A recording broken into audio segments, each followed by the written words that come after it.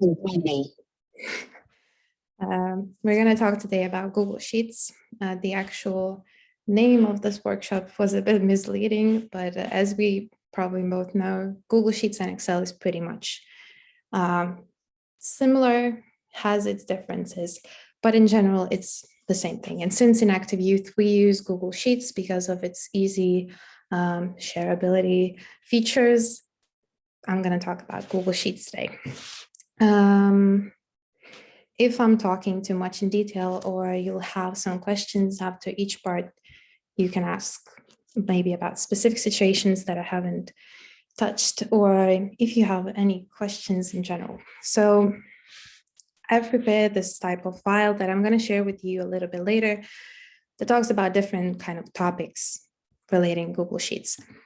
And in the end, I have this sort of an exercise that you know how to do, but if you want to, you can try out what you've learned today and what you've seen today, I guess, and then put your knowledge into practice, because especially as with programming, especially and with Google Sheets and stuff like that, practice is where you actually learn, and seeing other person do it is maybe not just enough.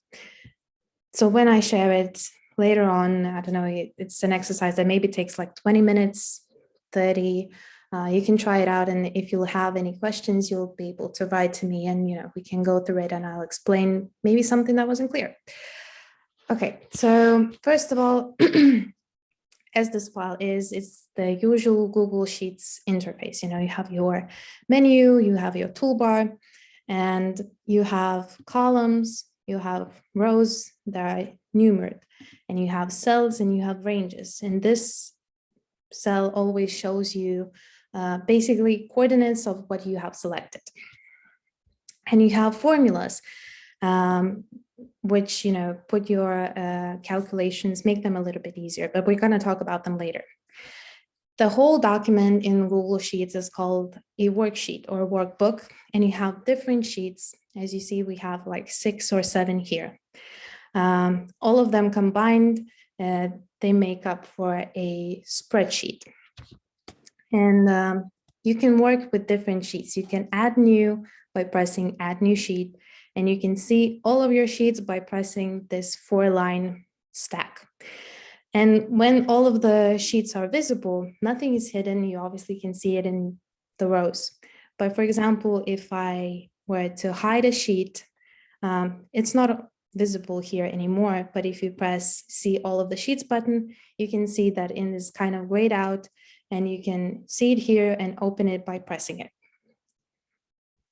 When working with sheets, you can change them a bit, change their rename them, change their name, delete them, duplicate them, copy them by pressing this arrow next to their name, or by pressing the right mouse button.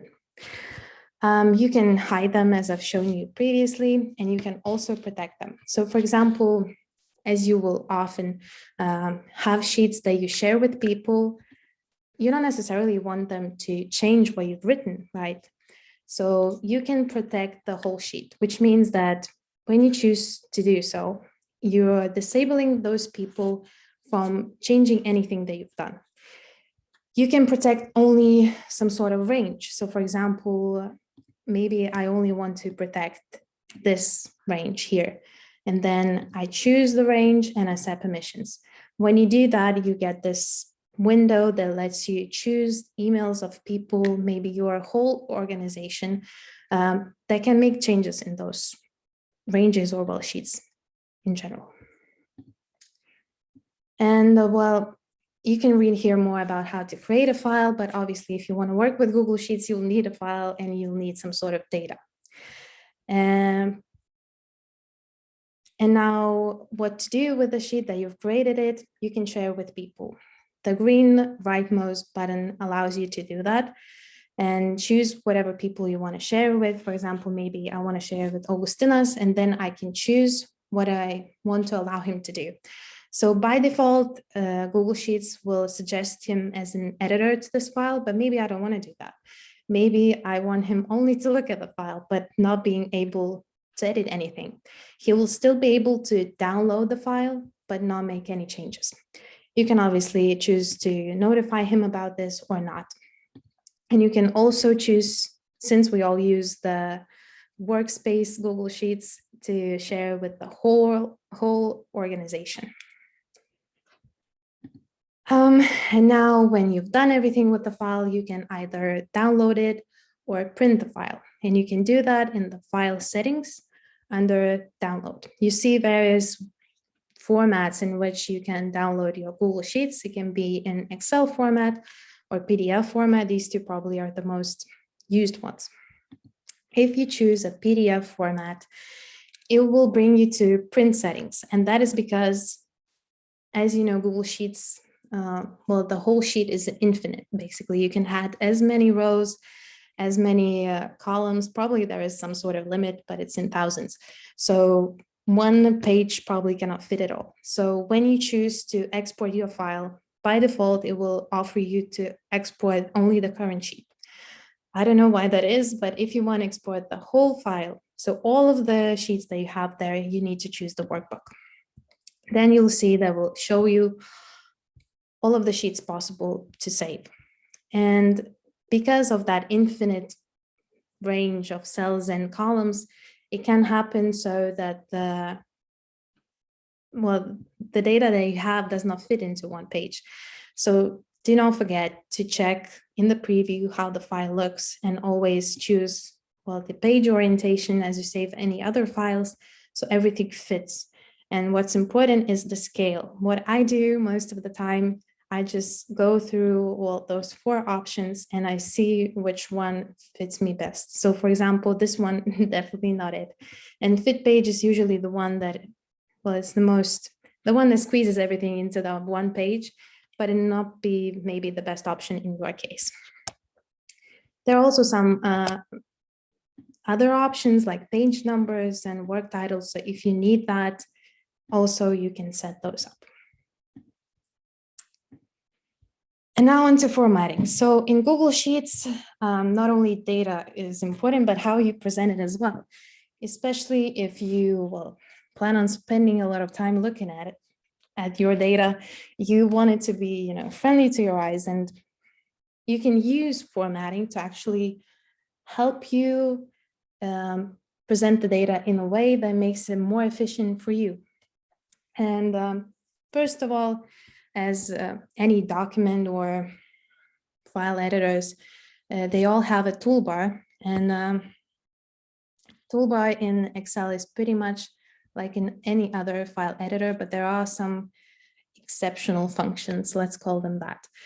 One of them is copy a format. So for example, you've set up, like here, you set up a bolded text, you haven't aligned it to the right, and you want some other text to have those same formatting, but you don't want to go through that again. You don't want to select the text, bold it, select the alignment, and so on. So you can simply just copy the formatting.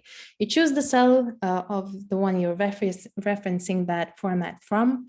You choose the paintbrush sort of thing, and then you select the destination cell. So in this case, I wanted to color this one, for example. And that works for filled out colors, for text color, for any alignments, and so on. Then we have a decimal place controller. That is important when we're working with numbers. So for example, we were calculating something, we got a number that has many decimal places on it.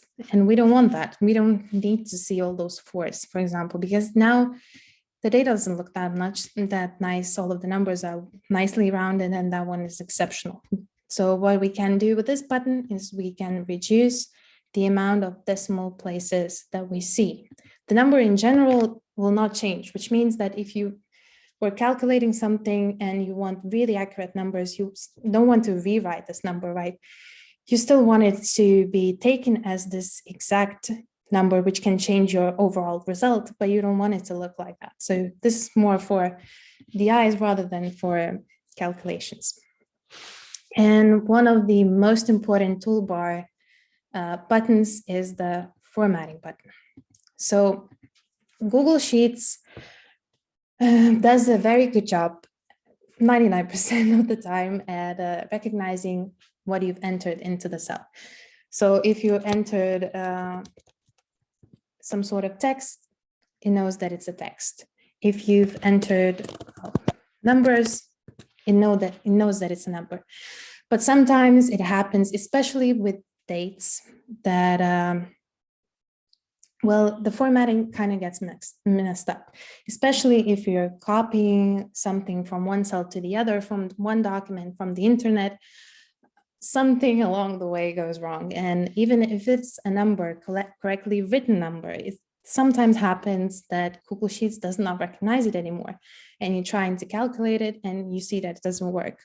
So even if you have numbers, it is important and it's a good practice to set it to a number format. If you have dates, to select the range and then actually to select the date format.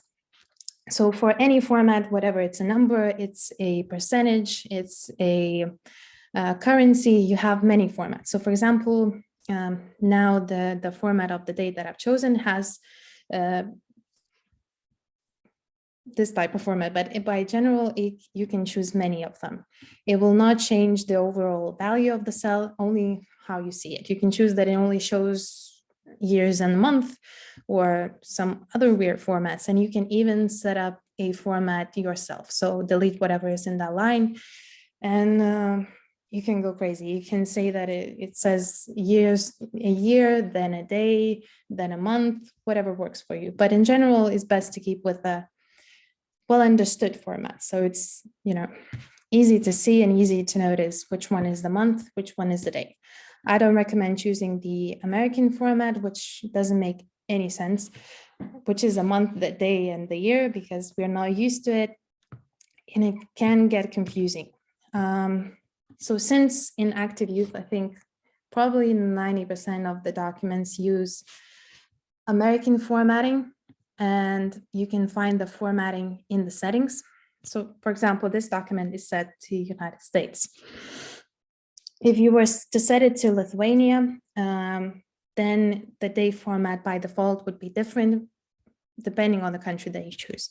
But I always recommend choosing the United States because it's easier when it comes to the numbers.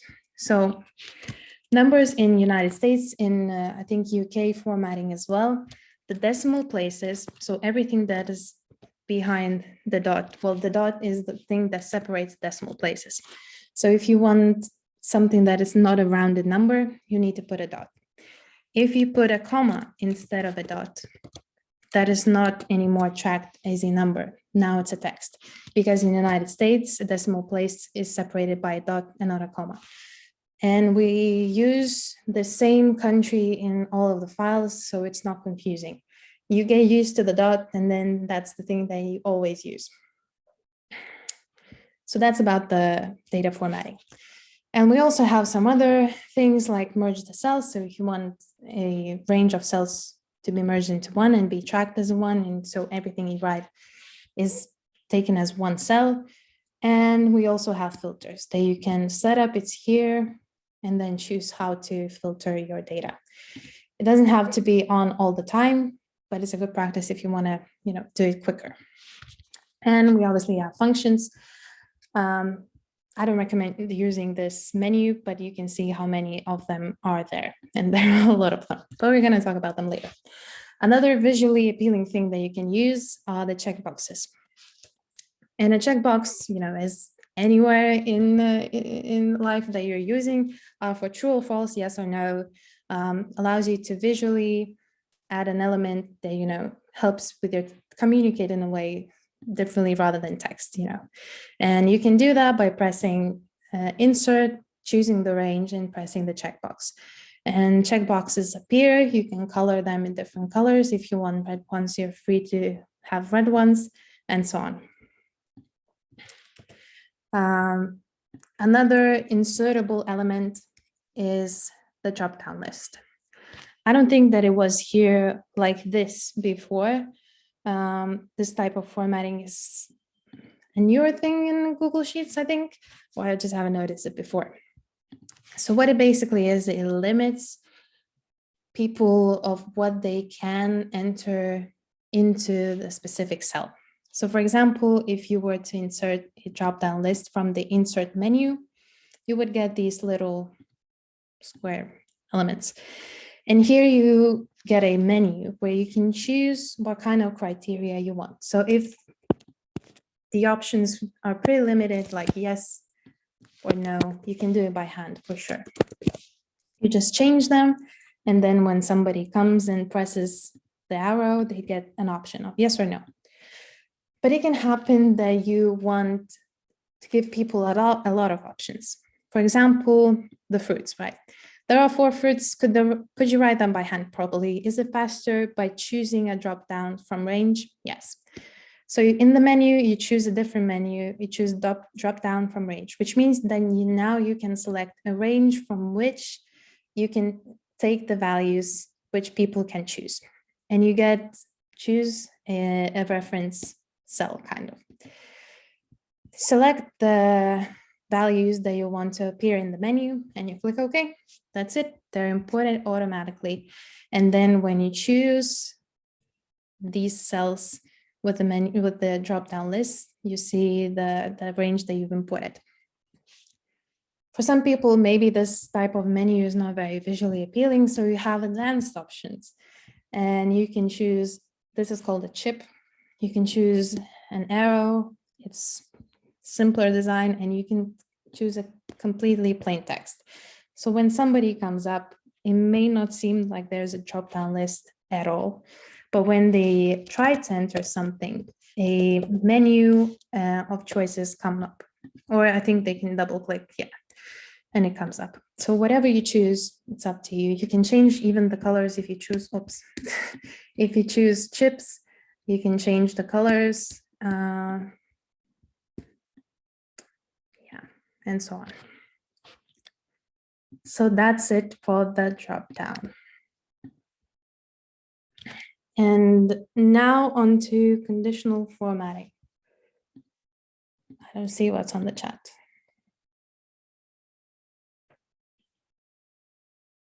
Yes, the if function also recognizes the drop-down menu. It's not only functional. So whatever is written in the cell is recognized by any function. So if you were to choose, an equal sign, it knows it's oranges, so it's not just for visual. So just the same as for the checkboxes, you can always check, does it know what it is? It knows it's true. So, yeah. So I guess that part is done, and we can talk about more about the conditional formatting. So conditional formatting is, I think, one of the most useful functions to make your life easier when working with data. So when you have huge tables, it's easy to miss something, it's easy to miss blank cells because everything kind of, merges together in your eyes. Also, it's hard to see exceptional numbers like negative numbers. So conditional formatting can help you with this. There are various ways to use it. Pretty much your fantasy is your limitation. Whatever you come up with is probably possible. So I haven't deleted the rules that I've tried out, but for example, you have a budget or I don't know, task list, right? And you have a column that says, a status of that task. And you want to know which tasks you have completed, right? Easily, you just open up the file and you want the completed rows to be green. So what you can do, your cells have a text, right? It's either ongoing, on hold, complete, you want complete. So you want cells that have the text that says complete. And with conditional formatting rules, you have these preset type of conditions that you can use. One of them, part of them are for text, part of them are for dates, and part of them are for numbers. And about the custom, a bit later about that. So in this case, we want the text is exactly complete. We get another cell that asks us to enter what exact text we want, and we want complete. And that's it. We set up, maybe we want it in blue. We set up that it's in blue. Maybe we want it bolded. We set up it's bolded. So now when we change it from ongoing to complete, we immediately see that it goes on, it changes the color. Same for blank. So for example, if we have a huge table and we want to see maybe if we've missed a cell, we can choose that the rule is that we need empty cells and we want it in bright red color. So we immediately see that it's missed. And that's it. It's way easier to have it colored in some way to find something that you need to see rather than going through it by hand, and searching for it. Kind of minimizes the, possibility of human error. Now, something that we often use is for numbers when we need to see, for example, numbers that have a 0 or a negative value to them. And there are preset rules for numbers as well. And what I like to do is whenever I think of something, so for example, I need a number that is negative, which means that it's below 0. But I also want to include zeros, which means it has to be equal to 0 or less than. And we have that function. And we again get another cell to enter our values to. So it can be 0, maybe you want it only from -1. And then the 0 is not colored in. So whatever you think of, whatever you need, think of it, just say it out loud to yourself in words and then try to, adapt the function from here that will suit you. Okay. Maybe you want, there are various conditions. Maybe you want numbers that are between 10 and 100. And you also have that function as well. You get 2 cells to enter the data to. Another thing that we use it often is you can use various rules in the same range. So for example, you have again a task list and there are 3 people in your team. There is Jonas, Petras, and Ronut. And when Jonas comes along into that sheet, he opens it up and there are various tasks, many lines, and he wants to have his lines colored in blue because it's easy to miss a task. Somebody changes the line. There are so many names. He doesn't want to miss it. So he chooses to color all of the lines that have his name in blue. And that's it. Let's separate by color. If Onuta comes along and she's like, well, I also want to do that, but I want it in pink.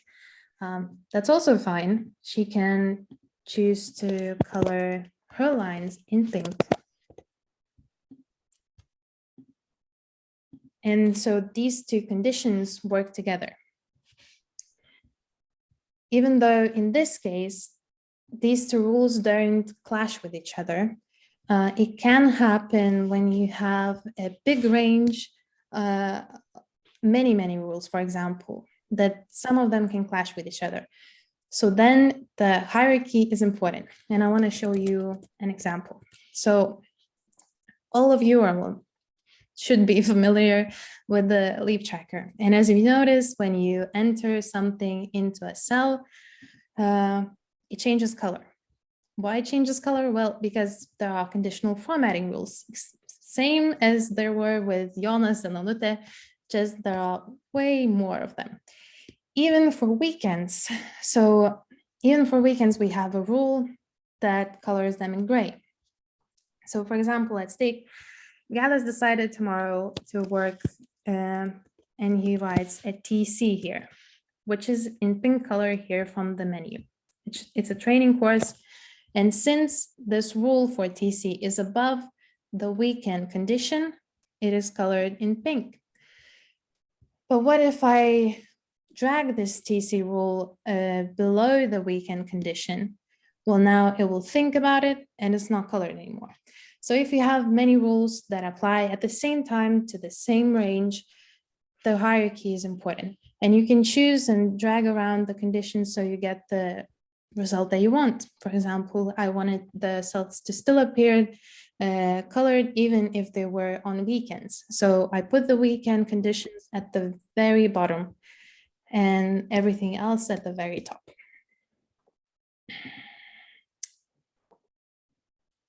Okay, and obviously, as you saw, there are preset conditions, but there are definitely not enough if you want to do something more. They're pretty limited, but good thing is that we have a custom formula in conditional formatting. So when you choose conditional formatting from the formatting option, as you see at the very end, we have a custom formula. So if you don't find a condition that fits your needs, you can always choose from a custom formula. But how do you figure out, what you want to do? Like, I want to color dates in red if they're a weekend, and I have this table, and I would need to write a function. Well, now I have a function written, but how do I come up with these functions? Well, I didn't learn them myself. Most of the time, I Google them, I Google what I need, and I find it. These days, well, Gaddis will be probably very happy. We have chat open AI, and we can ask AI even if we need something. So for example, if we need to color weekends, we can specify that it's for Google Sheets, and it will give you a condition, well, a custom formula that you can paste in here, and it will help you. Will it be correct all of the time? No, but it's a good starting point to learn how all of them work. And when you get the formula, you can analyze how it works and adapt it later on as well. So that's on conditional formatting. Do you have any questions?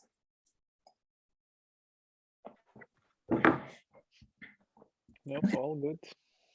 Okay. Yeah, so now on to functions.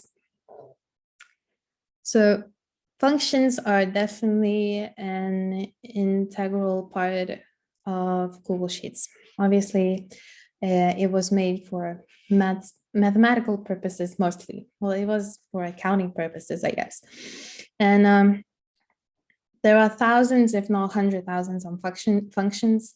But obviously, to use Google Sheets efficiently, you don't need to know all of them. In your life, calculating something, you'll probably use 10, maybe 20 at tops. So if you ever need something else, you'll probably find it as you go. But I've picked out a list of, I don't know how many there are, 16 functions that I think are useful to know. So we have our average, minimum, and maximum that you can choose a range for which you want to calculate an average, a minimum, or find a minimum or a maximum value. We have a count function. So first of all, maybe I'll explain how functions work. So before, when you were entering numbers, you simply wrote something in text, or you were entering numbers. That's it. You chose a cell, you entered it, story is done. But now, when you want to use functions or calculate anything really, you need to start your cell with an equal sign. So if you wanted to add something up, you cannot just choose a cell and then add a plus sign and then choose another.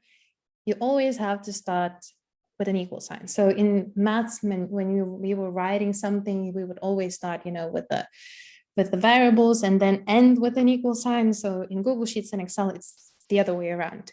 You always start with an equal sign. So if you want to add something, you get the equal sign, you choose the cell which you want to use, you add a plus sign or a minus sign or whatever other sign, and then choose another cell. You can also write in here, so you don't have to reference cells. So you're free in here. So as for functions, whenever you'll choose a function, as you see, by default, Google Sheets will offer you and try to guess what function you're adding. And whenever you write a function, you'll get a description of it, which really helps. So you know what exactly this function does. It's a short description, but it helps. So it tells you that an average value of the data set, but it will ignore text. And whenever you choose a function, it always starts with a bracket. And then it will guide you through the function, giving you examples.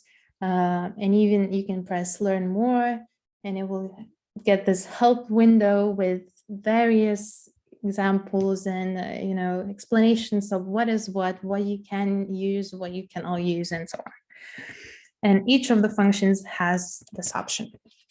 So for example, probably the most popular function used by many is the sum function. Unlike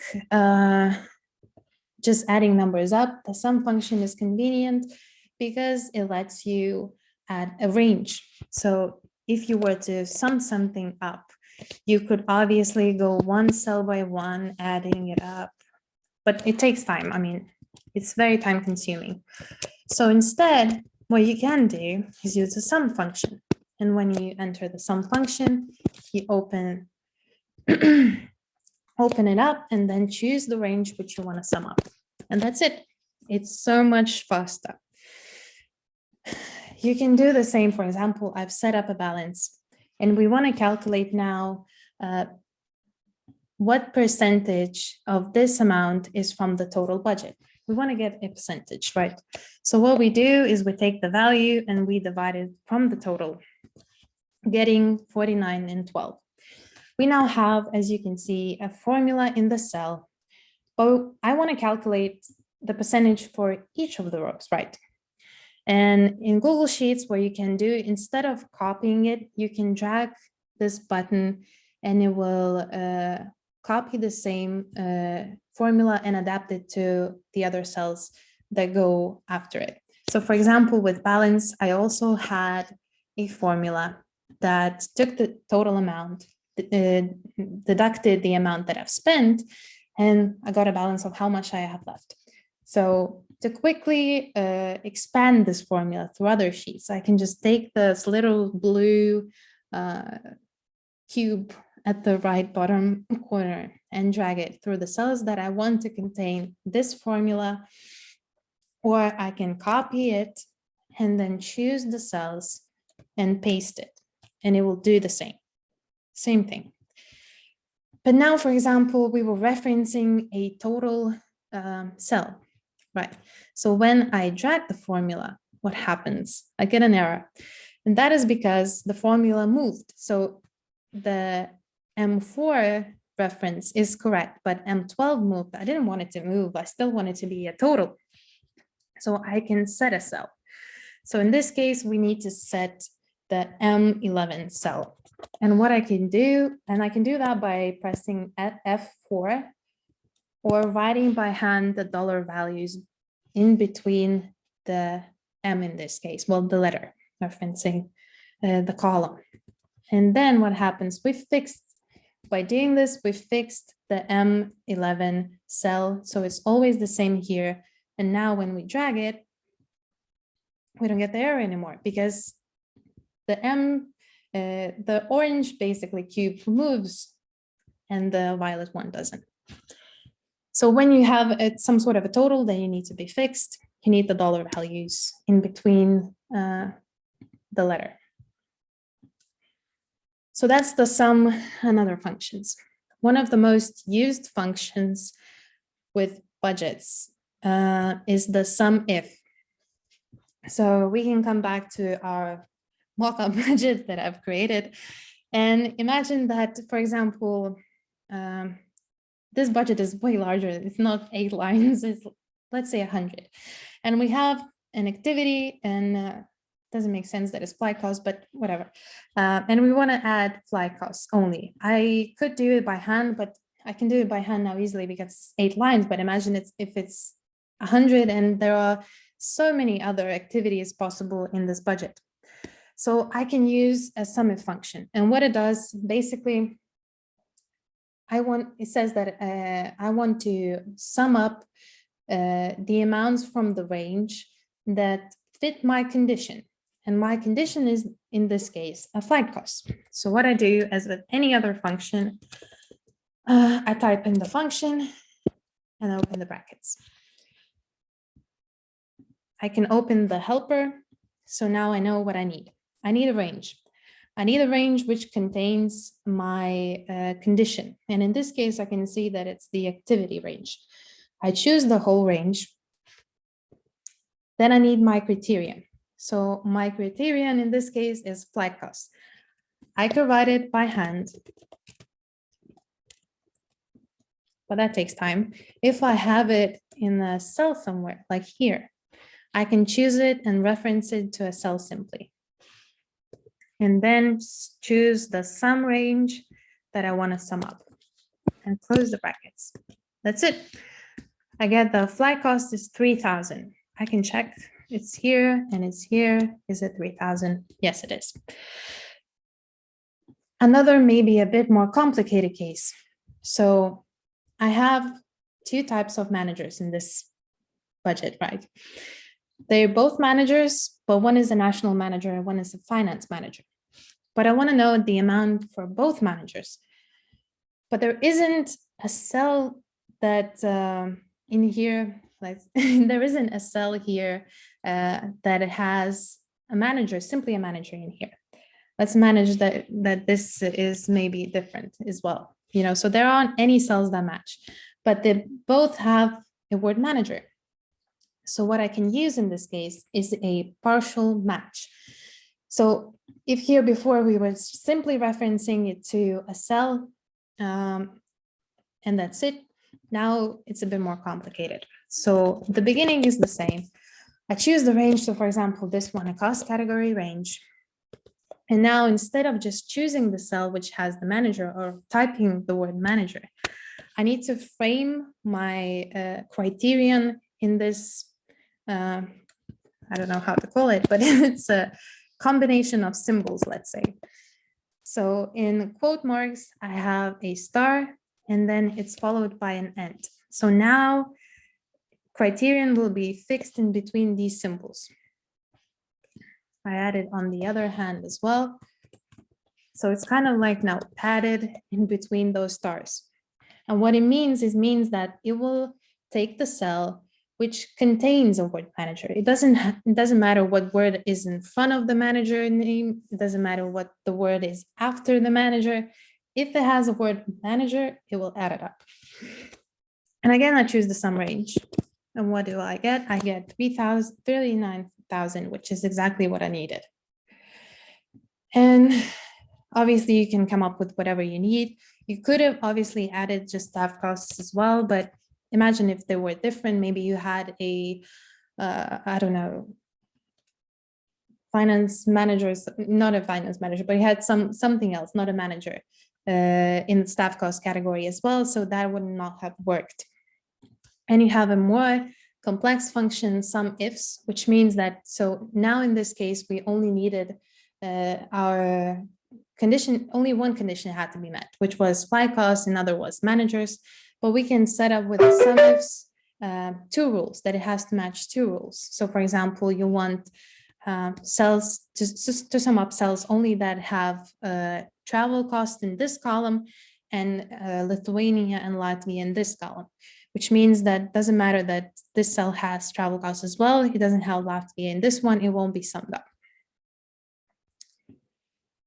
And now on to date formulas. So with dates, you can do various calculations. And it also has this function, which is more of a variable, which is today. Today, as a function, it doesn't really work. Let's say it doesn't have much use, but you can use it together with other functions. So for example, we have 4 projects. We know the start date, the end date, and we want to calculate the amount of months that we have, or the amount of days that we have for this activity or this project. And there is a really cool function called date diff, which basically means the difference between dates. We enter the date diff function, and again, we get a pop-up menu. It says the start date. Okay, I choose the start date, I choose the end date, and now we have units. We expanded and we read what kind of units we have. So the three basic ones are the M, the Y, and the D. So year, month, and day. I, for example, want days. So I put the quote marks, I put the D, and I close the quote marks. That's it. I get the amount of dates. I drag the function, and I can drag it as much as I want. Here we get an error, and we're going to talk about how to solve it later. One of the probably most used functions together with other ones is the if function. So what did I want to show? Wait, I need to look up. Okay. So for example, I want to calculate how much time I have left. So with Oiki, it's very easy. We can choose the date, diff function, and then the start date. Well, basically, what is the remaining duration? Is the amount of days that we have from today till the end of whatever date we have. And in order to have today, not to having to come back to the function and change it every day to the current function, we can use the today function, which is very simple. It's today, open and close brackets. And each day Google Sheets automatically will set today date to the today date. And then to the end date, well, we can take it from the table for Oiki project, for example, and choose that we want months in this case. But now I want to calculate, I have a table with many dates and some of them some projects have ended, right? And for the date is limited to the negative values. And when you get this out, it says that, well, this project has already ended and the end date is smaller than the today date because it's 20th. And I don't want to delete this function from each of the lines that, don't follow this criteria.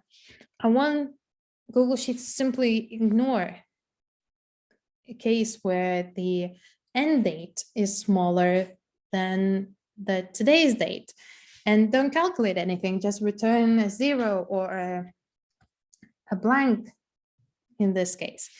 And I can write myself a function when I've started it. And the logic goes like that. So if a date, for example, well, now in this case, in the MTG cell at the end is smaller than today. If it is true, I want it to return 0. And if it isn't, well, then I wanted to calculate. And I wanted to calculate as before. So find the difference between the end and the today and the end, and return month. So in this case, I will not have an error anymore because it is true that it is smaller than today. So it will return 0 and it will not be an error. You will not have to fix it. And in case if we were to drag this formula to Oiki, we see that we still get the same result because now it chose to calculate and use the function since the date of the end is larger than today. And with many errors like that, especially like with this one as well, you can fix them with an if function. So for example, here we are missing a variable. Somebody didn't fill in the table. So if you want to avoid that, because num error doesn't look good, we can write a function here as well. So if, and we have a function is blank, we choose that if we have an ending date that is blank, you want to ignore this completely or write, I don't know. No, we want to be blank. So we put 2 sets of commas. And if it is true, then we want it to calculate and only then. And what we get then, we get a blank cell. If we copy it to another cell, you see that the result doesn't change. But if I delete it, it's not an error anymore. It's just a blank cell. Another thing that I like using, and that is looks good, is the text formula. So for example, you have a document or your new finance sheets will have this formula as well, is a text formula, which allows you to combine text and numbers together. So for example, I want to write that the MTG Oiki project ends in, well, I don't know yet how many days. So I have this part of the text.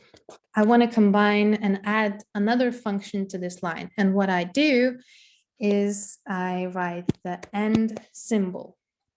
Then I can use a text function now. And I choose that I want to take a text from this cell. I want to convert a number from this cell to text. In this case, 7. And then I choose a format. For formats, depending what it is, it will allow you to choose the format. Oh, I don't see it. So for example, now I want a number. And it's symbolized like that. Here, if you press more, it will show you what kind of formats you have to set up to get different types of values. How will they be presented? Especially it's useful for dates and how you want to present them in your text. But now I just want a simple number that goes like this. I need to add another part of the text because it's missing, and it's days. That's it. And now I have a text that changes whenever this value changes. It's 6 days, it's 6 days. 2 days, it's 2 days. It's 1 day, it's 1 day. And you can think of anything you want. You have this formula used a lot in your new finance sheets, and I can show you how. So for example, you have dates for January, and when I change it, it changes automatically as well. It's easier sometimes for people to see that, maybe the month is chosen incorrectly and so on. The same function is here, just a little bit more complicated if your salary changed or didn't change in some month. So if it will change, it will fit some condition, the text here will change. So it's good for, visual cues or for documents that, have a part of a number and have text. They want, to work together. So that's all I think about functions. And now I could move on to lookups and matches and importing if you don't have any questions. But I think we're good. It's a lot of information. I tried to squeeze as much as I could. Okay, so we've learned how to format, we've learned formulas, but now we have a data sheet, right? And we have a very data-filled sheet called list of projects that you all know. But this is this file, this one is my personal file. I'm calculating something, and I really need a list of projects and from the sheet, and I really need the, financing percentage, right? The co-funding percentage. I could copy this and import it, simply copy it into my file, right? But what if, Inga goes into the list of projects and she changes one of the co-funding percentages or something like that? Then I would have to come here again and copy it, see if it matches with my data, because I want my data to be up to date, right? And I don't want to go through 2 sheets and change it all the time if something is updated. So what I can do is I can import the range from some other file. And there is a function, import the range. But what it allows for you to select a spreadsheet URL which in this case, it will be list of projects URL, and choose reference basically a cell or well, a range that I want to import. So we can do that. So I start this function, I copy the range, copy the URL of the list of projects. I paste it in between the, I forgot, quotation marks. And now in quotation marks as well, as you can see here, in the example, I need to first reference the sheet number. So in this case, the sheet that I want to import from is called all our projects. So I'm going to write that. I need a simple like this. I forgot how it's called. And I need to reference what I want to import. So obviously, I first need the names of the project. And they are in the cell A. Since I don't want to limit my range, I want just whole A column, no matter how far it goes. I don't put any numbers. I just put A, 2 dots A, and that's it. I close my quotation marks, I close the brackets, that's it. All of the projects are imported. The problem with this function though, is that if you come to the list of projects, for example, you see that we have some rows missing, right?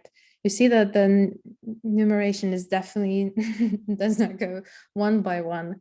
And that is because the filter is on and we can check what is not showing. It's the ended projects. But for import range, this function imports everything, no matter if it's hidden rows, if they are filtered out, everything will be shown. So how I use this import range most of the time is I import something and then I use it and I filter it out for myself because there is no way to exclude it while importing it. So let's continue with the other range. So I need the AD, I think it was column for the percentages. So as you see, some values are missing because the old projects didn't have this percentage number, obviously. Doesn't look too nice, but doesn't matter. So let's imagine that I am a Planet team project manager, and I'm only interested in my projects. I don't care what percentages other projects have, I only want mine. And so how I can filter my data is by using the VLOOKUP function. So what it does, similarly with the logic like SUMIF was working, it will take some sort of a key, a condition that I need to find in some range. But unlike when we were summing something up, this will just return a value that matches. So for example, now we'll want the percentages of each of the Planet teams percentages. So what we can do, we can use the VLOOKUP function. And now we see that it asks us for a search key. So a search key in this case, well, it will be the project name. We choose the name here. And then we choose the range, which contains all of the project numbers, project names. So in this case, it's the J column. I choose the J column. And then I need, I choose the JK column. So all of the range which contains the key and the the result that I want to return. And now the index, it's the number of the column which value I want to return. So J column is column number 1 and K is the column number 2. So in this case, the co-funding percentage is in the second column. So I want to return the 2. And now we see we get 80%. And was it 80%? It was 80. And we can drag it out for each of the projects. And we simply get the values that we wanted. For this one, since it's kind of useless for us in this case, we don't want it to be visible. We can hide it. I had this written here as well. So we hide the column. It's out of our eyes. It looks nice. nobody has to know that there is a mess going on somewhere. And that's it. We got all the information that we needed in a nice table. We formatted how we like. And that's it. There are also some other functions. There is a filter function that you can import a range from one sheet to another.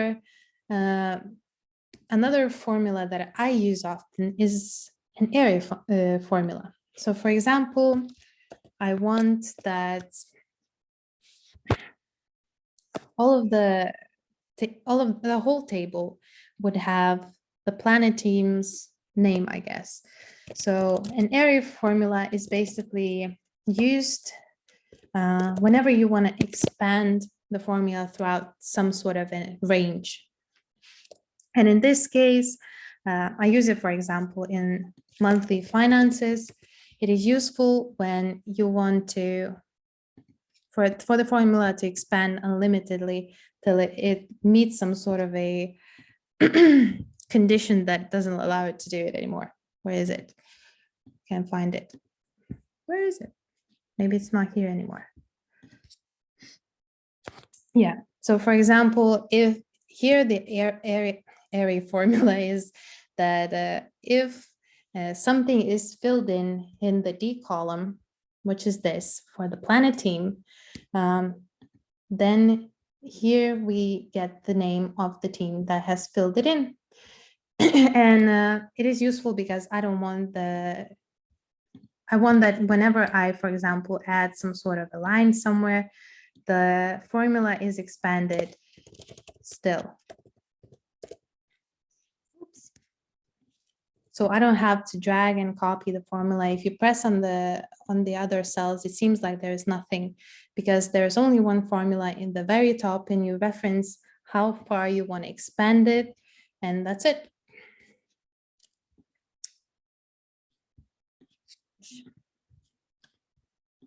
So do you have any questions? Do you want me to show something else? So yeah, somebody talk. No, if you don't have any questions.